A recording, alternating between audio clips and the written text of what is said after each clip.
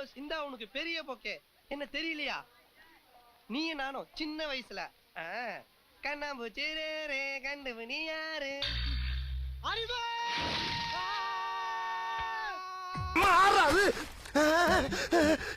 இட்லி எப்பா இட்லி போட்ட சமான எவ்வளவு பெரிய பூகம் வந்தாலும் சரிடா நீ ஒரு ஆள் எஸ்கேப் ஆயிருப்பா. வெல்கம் டு ஐரக்ஸின் சேனல். எங்களோட வீடியோஸ் உங்களுக்கு பிடிச்சிருந்ததுன்னா லைக் பண்ணுங்க, கமெண்ட் பண்ணுங்க, ஷேர் பண்ணுங்க, மறக்காம சப்ஸ்கிரைப் பண்ணுங்க. ஓகே, இப்போ என்ன வீடியோ பார்க்குறோம்? மிஸ்டர் கே கதாக்கு சாமி அவங்க சேனல் தான் பார்க்குறோம். ரீசனாக போட்டுருக்கு நம்ம பார்க்கலாமா? சொல்லிட்டு நாஸ்டாலஜிக் வீடியோன்ட்டு பல வீடியோ போட்டிருப்பேன். பட் அதுக்கப்புறம் நாஸ்டாலஜிக் வீடியோ போது டைம் கிடைக்காம போயிடுச்சு. அதனால தான் அவசரமா நாஸ்டாலஜிக்காக போட வந்துட்டு இந்த வீடியோ. அதுதான் கார்ட்டூன்ஸ் டப்பிங் ஹாலிவுட் மூவிஸ். நாஸ்டாலஜியாக பார்த்தீங்க அப்படின்னா நமக்கு வந்து பல மெமரிஸ் இருந்திருக்கும். சன் டிவியில் போகிற ஹாலிவுட் படங்கள், விஜய் டிவியில் போட்ட ஜாகி சான் படங்கள், சுட்டி டிவியில் போட்ட ஷோக்கள் அப்படின்ட்டு பல நாஸ்டாலஜிக்கான பல மூவிஸ் வந்து நமக்கு மனசுக்குள்ள இருக்கும். நீ இவ்வளவு தூரத்துக்கு தத்துவம் பேசணும்னு எனக்கு தெரியாம போச்சு. ஸோ அதெல்லாம் என்னென்ன, இது எப்படி வந்துச்சு, நான் இதெல்லாம் பார்த்து என்ஜாய் பண்ணேன் அப்படின்றத உங்க கூட ஷேர் பண்ணிக்க வந்திருக்கேன். இது ஒரு நாஸ்டாலஜிக் வீடியோவா கண்டிப்பா உங்களுக்கு இருக்கும். யாராவது இன்ஸ்டாகிராம்ல நாஸ்டாலஜிக் பேஜ் வச்சிருப்பீங்கல்ல, அவங்கள வீடியோ பார்த்தீங்க அப்படின்னா ஷேர் பண்ணி கொடுங்க, கட் பண்ணி போட்டு விடுங்க. முடிஞ்சா நீங்களும் ஷேர் பண்ணீங்க, நானும் ஷேர் பண்ணிக்கலாம். ஸோ இங்க பார்க்க போனோம்னா தமிழ் டப்பிங் எப்படி வந்துச்சு, டப்பிங் ரிலீஸ் ஆச்சு, அதில் உள்ள படம்லாம் என்னென்ன, அது என்ன மாதிரி மெமரிஸா இருக்குது அப்படின்றதான் இந்த தெளிவாக பார்க்க போறோம். உங்களுக்கு மெமரிஸ் இருந்துச்சு அப்படின்னா இந்த லைக் பண்ணிட்டு கொஞ்சம் சப்ஸ்கிரைப் பண்ணுங்க, அப்படி கமெண்ட் பாக்ஸ்ல எழுதுங்க. ஓகே சொல்லுங்க, ஓரா சொல்ல போயிடலாம். நான் கந்தசாமி, இந்த ஷோ டிடெக்டிவ் கந்தசாமி.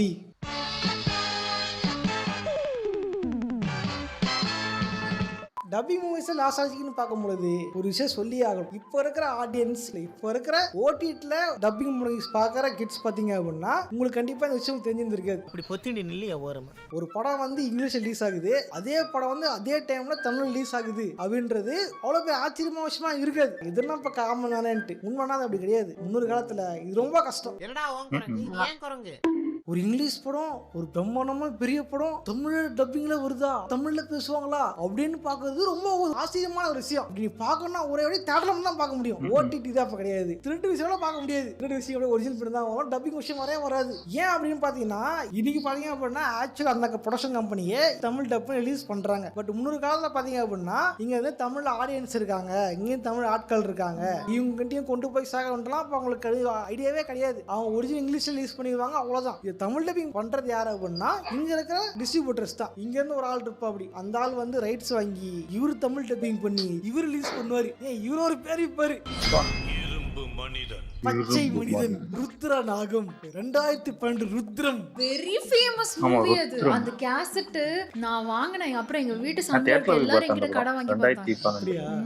போட்டியே நடக்கும், யார் ஃபர்ஸ்ட் வாங்குறாங்கன்ட்டு. எனக்கும் ஒரு பையன் இருப்பாங்க எங்க வீட்டு பக்கத்துல, அவனுக்கும் தான் போட்டியே. என் ஃப்ரெண்டு 150 ரூபாய்க்கு பண்றான், அவனுக்கு எனக்கு தான் போட்டியே. யாரு வந்து ஃபர்ஸ்ட் வாங்கி சீன் போடுறாங்கன்றது தான். அதுல பெனிஃபிட் ஆனது என்னன்னா எங்க 2 பேரை தவிர அது சந்தையில இருக்க எல்லா பசங்களும். ஆமா, நீ சண்டை போட்டு வாங்க, நான் பிடிங்கி பாத்துக்கிறேன். மர்ம மனிதனும் மாய கண்ணாடியும், திக் திக் நிமிடங்கள், அதிசய வைரமும் அசுர நாகமும், அதெல்லாம் எனக்கு ஞாபகம் இருக்கு. காட்டு பங்களா காட்டேரிக்கு தெரியுமா, திகில் தீவு. இன்னொரு விஷயம் என்னன்னா, ஒரே படத்துக்கு நான் ஒரு சிடி வாங்கினேன், அதுல வேற பேரு, என் ஃப்ரெண்டு வேற சிடி வாங்கினா அதுல வேற பேரு இருந்துச்சு. அப்புறமா தான் தெரிஞ்சு there are 2 different teams. அப்படி கிடையாது. அது வந்து சிடி நாஸ்டாலஜிக் வீடியோ சொல்லிருப்பேன்னு நினைக்கிறேன். அது வந்து தியேட்டர் யாரவா இருக்கும் பொழுது ஒரிஜினலா ஒருத்தர் வாங்குவாரு, அவர் வந்து ஒரு தமிழ் ஒரு பேர் இருப்பாரு. காரணம் அப்படின்னா இங்கிலீஷ் படம் பார்க்க ஆடியன்ஸ் ஒரு பக்கம் இருந்தாலுமே இங்கிலீஷ் படம்னா ஒதுக்குற ஆடியன்ஸுமே நம்ம ஊர்ல இருந்தாங்க. ஏன்னா அவனுக்கு வந்து படத்துல பேர்லாம் அவங்களுக்கு புரியாது. டி வார்ன்றது பேரு, டி வார்னா அங்க புரியுமா யாருக்காவது? டி வார்னா தெரியுமா? டிராகன் வார், டி வார்னா புரியுமா? இதே ருத்ரநாகன் வச்சுப்பாரு, புரியுது இல்ல? கும்பு அசல்னு ஒரு பேர், கும்பு அசல்னா யாருக்காவது புரியுமா நம்ம ஊருக்காரங்களுக்கு? மிரட்டல் அடின்னு வச்சா அப்புறம் ஒரு சாக்கர் மூவி இருக்கும், அது பேர் கூட அது வேற படம், இது வேற படம். தமிழ்ல ஆமா. பட் அந்த 2 மூவிஸ்க்கும் வந்து கனெக்ஷனே இருக்காது.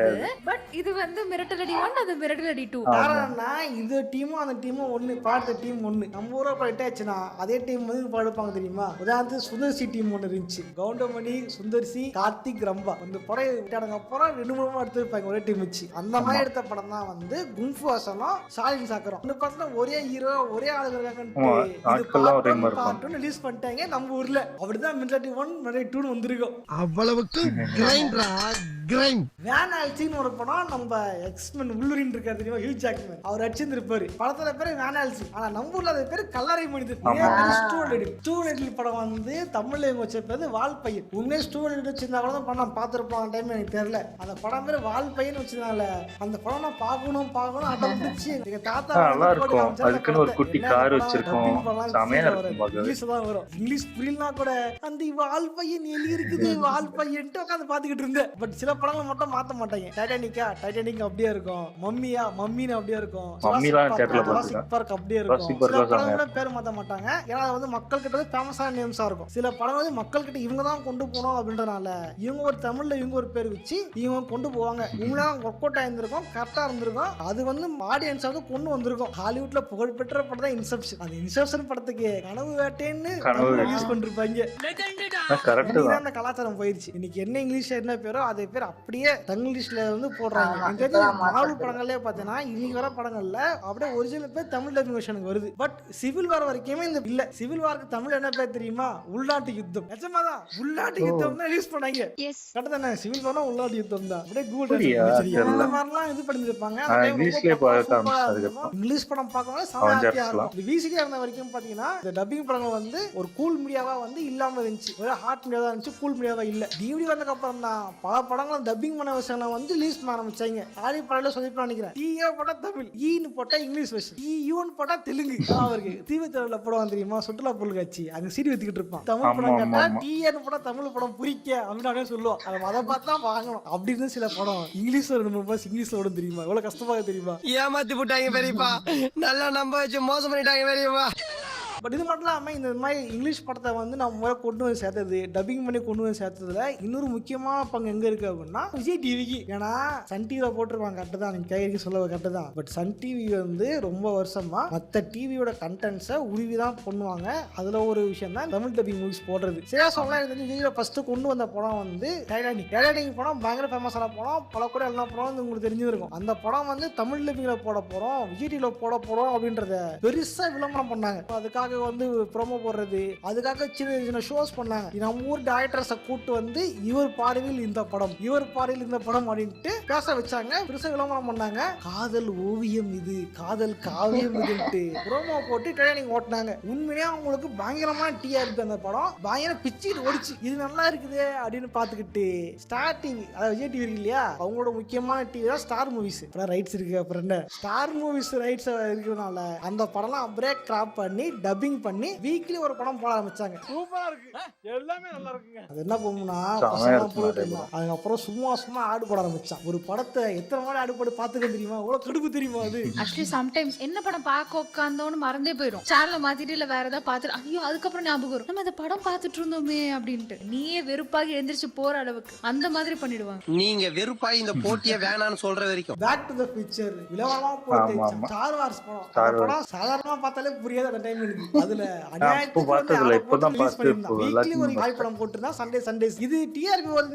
விஜய் டிவி என்ன பண்ணாங்க அப்படின்னா இந்த டிஆர்பி விடணும், இந்த கிராப் பண்ணணுன்றதுக்காக சாட்டர்டேவும் படம் போட ஆரம்பிச்சாங்க. சண்டே என்றால் ஹாலிவுட் படம், சாட்டர்டே என்றால் ஏசியன் படம், முக்கியமா சைனீஸ் படம். அதாவது நம்ம சாட்டர்டே நைட்ல வந்து ஜாகி சான் போடுவாங்க. ஜாகி சான் ஹிட்டான படம் police story, meals on wheels. Hollywood வரதுக்கு முன்னாடி சைனால படிச்சிருந்திருப்பாரு. பீமா தெரியுமா? பீமா குண்டா திருப்பா தெரியுமா? அவங்களோட சேர்ந்து படிச்சிருப்பாங்க. அந்த படம்லாம் போட்டு படம் கிடைப்பாங்க. குறிப்பா சொன்னா ஒரு படத்துல வந்து 2 பேரும் அனந்தம் நடிச்சிருப்பாங்க. அதுல வாங்க இருக்காரு தெரியுமா, அவரு பாத்தீங்கன்னா வந்து கொஞ்சம் மூளை வளர்ச்சி கம்மியா இருந்திருப்பாரு. அந்த படத்துக்கு அடியில காத்தடிச்சா ஐப்பசியில் மழை பெய்யும் அப்படின்னு ப்ரோமோ கட் எல்லாம் போட்டிருப்பாங்க. இப்படி வந்து ஜாகிச்சர் படமா போட்டு ஒரு அவளுக்கு மேலே வந்து ஸ்டாக் இல்லாம போயிருச்சு. என்ன பண்ணா ஜாகிச்சர் போனானே ஜெட்லி எடுத்து இறக்கிட்டு ஜெட்லி படம் கூட இறக்க ஆரம்பிச்சான். ஜெட்லி வந்து பாத்தீங்கன்னா ஒரு 6 மாதத்துல படங்களை வந்து பெருசா கொண்டு வச்சுட்டு நடிச்சிருப்பாரு. அவரே வந்து ஹால்ட் படம் அடிக்கும் பொழுது, அப்புறம் வந்து சிட்டி பேஸ் படிக்கும் போது கிராப் அடிப்பா. இப்படி 2 பேர் ஜெட்லி தான் சொல்லுவாங்க. அந்த டைம் எனக்கு புரியாது, இது 2 பேரும் ஒரே ஆளா, என்ன சொல்றீங்க அப்படின்ற மாதிரி. குறிப்பா சொன்னா ப்ரோமோஸ், அந்த டைம்ல விஜய் டிவில ப்ரோமோஸ் அடிச்சிக்க முடியாது. கிங்காங் காதலுக்கு ஒரு லவ் பாட்டு போடுவாங்க. காதல் ரோஜா எங்கே நீ எங்கே ஜெட்லி வரும்போது பாத்தீங்க அப்படின்னா இன்றொரு நாள் போதுமா நான் பாட இன்றொரு நாள் போதுமா அப்படின்ட்டு பாட்டு வந்துருமா. திருவிழாவில் வந்து ஒரு சீன் வரும், வெளியூர் ஆட்டக்காரர் வந்து உள்ளூர் ஆட்டக்காரர் சண்டைக்கு வரும். அப்படி பாட்டு பாடுற போது வந்து சிவனே வந்து பாடுவா தெரியுமா, நான் அசைந்தால் அசையும் அப்படின்ட்டு. அந்த சீன்ஸ் எல்லாம் கட் பண்ணி அவன் ஏதோ இட்லி அம்பா இட்லி இல்ல கட்லி இல்ல அவன் பேர் ஜெட்லிப்பா அப்படின்ட்டு அதை ஒரு ப்ரோமோ கட் பண்ணி போட்டாங்க. ஆனால் சூப்பரா இருந்துச்சு. ரெண்டு பயல்களும் உளறாங்க. கொட்லியும் இல்ல பட்லியும் இல்ல, அது ஜெட்லின்னு ஒருத்தர். ஜுராசிக் பார்க் இன்னும் மோசம். ஜுராசிக் பார்க் சொல்லுவாங்க, உங்கள் வீடுகளை பூட்டி வையுங்கள், கவனமாக இருங்கள் அப்படின்னு டவா போடுவாங்க. ஏனென்றால் இவர் வரப்போகிறார் அப்படின்ட்டு டைனோசர்ஸ் வச்சு பணம் போடுவாங்க. ஆனால் பயமா இருக்கும். இந்த அளவுக்கு பயணம் பட்டை கிளப்பிட்டு இருந்தாங்க விஜய் டிவில. பட் இது மாதிரி டிஆர்பி அங்கே மாறுது, டிஆர்பி சன் டிவி அங்கே ஏறுது அப்படின்னு புரிஞ்சு சன் டிவி என்ன பண்ணாங்க அப்படின்னா, நம்மளும் படம் போடுவோம், நம்ம காலை 11 மணிக்கே போட்டுருவோம் அப்படின்ட்டு 2 பேரும் தான்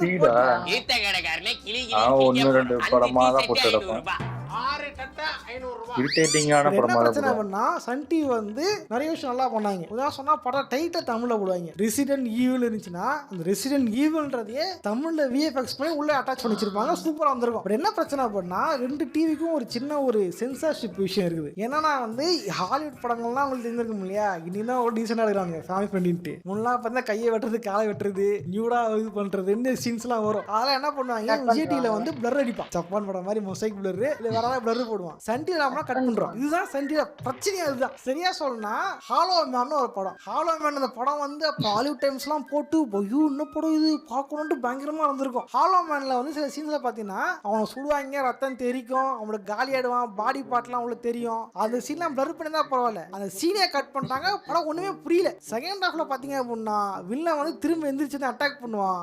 வந்து ஹீரோ தச்சு போக பாப்பாங்க. அந்த சீன்லாம் மொத்தமா கட்டு படம் எங்கே கட் பண்ணி வந்துச்சு. டேய் நடா ஆச்சு நடா இது அப்படி படத்தை எடுத்து வச்சிருப்பாங்க. படம் எனக்கு ஒண்ணுமே புரியல. இதாவது பரவாயில்ல, நமக்கு பிடிச்சது ரெசிடென்ட் பிரான்சைஸ். சரியா சொல்லலாம்னா ரெசிடென்ட் கேமுக்கு முன்னாடி நமக்கு பிடிச்சது ரெசிடென்ட் படம் தான். ஜிஎன்எஸ் சப்போர்ட் தப்பாரி பேசி போட்டாச்சு, நாஸ்டாலஜி மறந்துட்டு உண்மையிலே ரெசிடென்ட் சம படம். அந்த டைம் வந்து பய நாஸ்டாலஜியான படம் ரெசிடென்ட். அப்போ வந்து ஸ்கிரிப்டே எல்லாம் பேசினாலும் அப்படியே போயிடுச்சு. அந்த வீடியோ தப்பா பேசுறேன், சாரிங்க ரெசிடென்ட் ஃபேன்ஸ். அப்பெல்லாம் வந்து ஸ்டார் மூவிஸ்ல படம் பார்ப்போம். பிரெடேட்டர் ரெசிடென்ட் ஈவில் படம்லாம் வந்து ஸ்டார் மூவிஸ்லேயே பார்ப்பேன். அதை பார்க்கும்போது ரெசிடென்ட் ஈவில் படம் ஃபர்ஸ்ட் பாட்டு பார்த்துட்டு ஐயோ என்னது இது ஆளுங்களோட மாறிட்டாங்க என்ன ஆயிடுச்சு உங்களுக்கு அப்படின்னு பார்த்து இங்கிலீஷ்ல பார்த்தே பாய் விட்டு இருந்தேன். இங்கிலீஷ் புரியலனா கூட கனவுலாம் வரும். நிஜமா ஜாம்பிங் வந்து ஊருக்கு வரா மாதிரிலாம் கனவு வரும். இந்த படம் தமிழ்ல போறாங்கன்னு செம்ம குஷி, ஜாலி இந்த படம் தமிழ்ல வரப்போகுது அப்படின்ட்டு. சரி இந்த படம் தமிழ்ல வரப்போகுது எப்படி இருக்குன்னு பார்த்தா ஜாம்பி வர சீன் எல்லாத்தையும் கட் பண்ணி படம் ஒண்ணுமே இல்ல. சரி ஃபர்ஸ்ட் பாட்டு அடுத்த பாட்டு சரி பண்றான்னு விட்டேன். அடுத்த பாட்டு தான் அபோகலிப்ஸ். இது செகண்ட் பாட்டுக்கே தெரியாது. செகண்ட் பாட்டு செகண்ட் பாட்டு இருக்கா சூப்பரா வச்சு உட்காந்துக்கிட்டு இருந்தேன். என்னன்னா கேம்ல ஒரு அதே கேரக்டர் இருக்கும். நெமிசிஸுக்கும்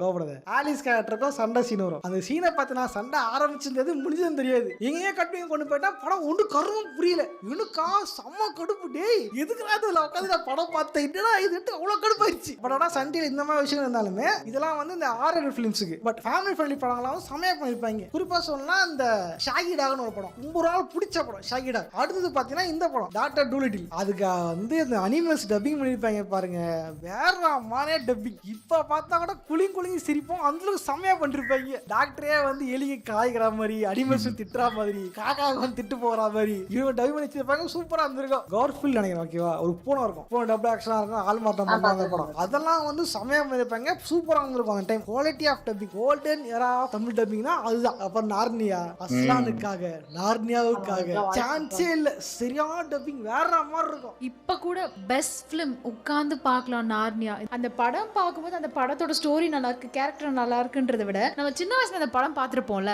அதுதான் ஞாபகம் வரும். அதுதான் அந்த நாஸ்டாலஜிக் ஃபீல். சோ அதான் அந்த மாதிரி வந்து செம டப் பண்ணவும் சூப்பரா இருந்திருக்கு அந்த படங்கள்லாம். அதுக்கப்புறம் நான் ஆச்சு அப்படின்னா ஃபாரின் சேனல்ஸையும் வர ஆரம்பிச்சாங்க, சம்மந்தப்பட்டாலே இறங்க ஆரம்பிச்சாங்க. குறிப்பா சொன்னா டிஸ்னி பாத்தீங்க அப்படின்னா தங்களோட இது வந்து இந்தியாவில் வளர்க்கணும், வெளியில கொண்டு வரணும் சேனல் தான் ஜெட்டெக்ஸ். ஜெட்டெக்ஸுக்கு முன்னாடி அது வந்து டூன் டிஸ்னியா இருந்துச்சு. அந்த டைம் டிஸ்னியோட பல ஷோஸ் பல மூவிஸ் டப் பண்ணாங்க. குறிப்பா சொன்னா ரேட்டூலி. அப்பெல்லாம் சண்டே ஆனா ஜெட்டைக்ஸ்ல படத்துக்காக உட்காந்து வெயிட் பண்ணி பார்ப்பேன். ஃபைண்டிங் நீமோ, மான்ஸ்டர் இங்கு, ரேட்டடூலி இதெல்லாம் வேற லெவலான Finding Nemo நான் அதெல்லாம் படம். இதான்டா படம் அப்படின்ட்டு ஏங்க வச்ச படங்கள் அந்த மாதிரி படங்கள். டாய் ஸ்டோரி இதெல்லாம் வந்து டப்பிங் வேற லெவல் டாப் நாச்சா பண்ணிருப்பாங்க. ஆக்சுவலி சும்மா தமிழ் சொல்லிருக்கேன்ல, டப்பிங்ல பாத்தீங்க அப்படின்னா அந்த ஒரிஜினல் அந்த கேரக்டர் தெரியுமா, அந்த கேரக்டரோட வாய்ஸை கெடுக்காம பேசணும். சரியா சொல்லணும்னா எனக்கு பத்தி அந்த டப்பிங் ஆர்டிஸ்ட் சைபா இருக்காங்க. குறிப்பாக கீர்த்தி வாசன் ஒருத்தர் இருப்பாரு. கீர்த்தி வாசன் பாத்தீங்கன்னா பல கேரக்டர்ஸ் வாய்ஸ் பேசியிருப்பாரு. ஐசி வந்து அன்லிமிட்டட் கேரக்டர் அந்த கேரக்டர் பேசியிருப்பாரு. சரியான காமெடியா இருக்கும்.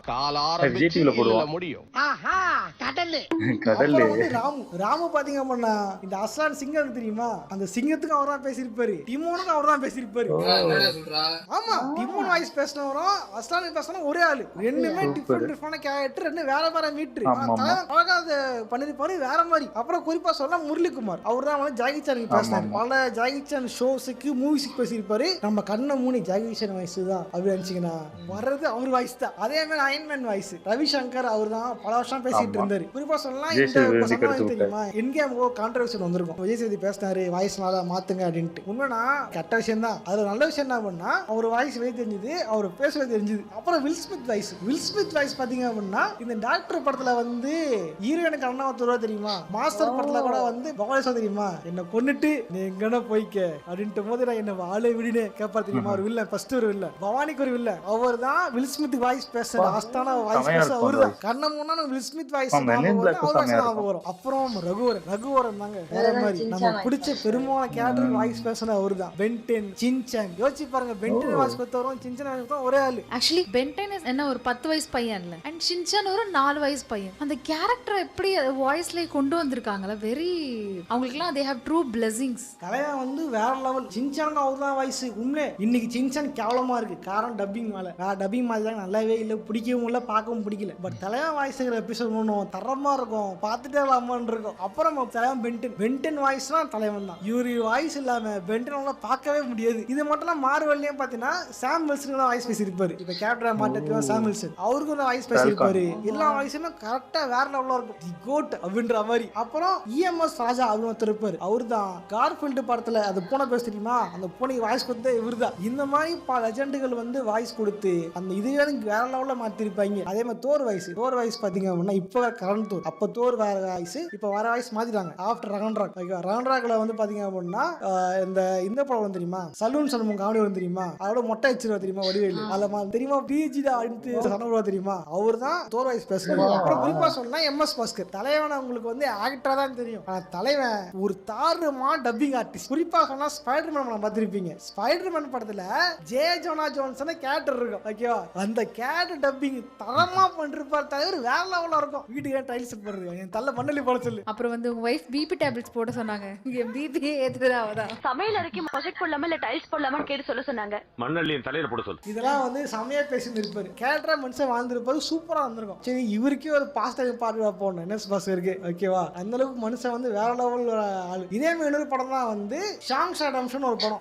வேற லெவலான படம். இது காமெடிலாம் இல்ல, அந்த படம் ரொம்ப சீரியஸான ஒரு உண்மையிலே ஒரு லைஃப் லெசன் மூவி. அந்த படத்துக்கு ரெட்ன்ற கேரக்டர் வாய்ஸ் பேசியிருப்பாரு. ரொம்ப வேற லெவல்ல பேச சூப்பரா வந்திருக்கும். அந்த கேரக்டருக்காக வாழ்ந்திருப்பாரு மனுஷன். அந்த அளவுக்கு வேற லெவல்ல பண்ணிருப்பாரு எம்எஸ் பாஸ்கர். அவரோ ஒரு லெஜெண்டுங்க. இந்த மாதிரி பல லெஜெண்டுகள் வந்து வாய்ஸ் கொடுத்து நம்மளோட சைல்ட்ஹுட்டே வந்து ஒரு கோல்டன் எராவா மாத்திருப்பாங்க. நம்மளும் வாழ்க்கையில கஷ்டங்கள் இருக்கலாம், பல பிரச்சனைகள் இருந்திருக்கலாம். சின்ன வயசுல வந்து பல கஷ்டங்கள் இருந்தாலுமே சைல்ட்ஹுட் எல்லாத்தையும் மறக்க வச்சு சிரிக்க வச்சு யாருன்னா லெஜெண்ட்ஸ் தான் இவங்களோட வாய்ஸால.